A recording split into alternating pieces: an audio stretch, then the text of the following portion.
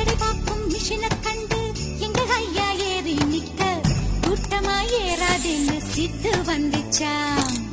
இங்கிலாந்து போகும்போது ஏரோப்ளேன் ஏறும்போது டிக்கெட் 2 வாங்க சொல்லி நோட்டீஸ் வந்துச்சா. ஆந்திராவில் நீ பிறந்தா குண்டூரு பொண்ணு வேணும், தமிழ்நாட்டில் பிறந்ததனால் பத்தல குண்டு பெண் வேணும், பஞ்சத்தில் காத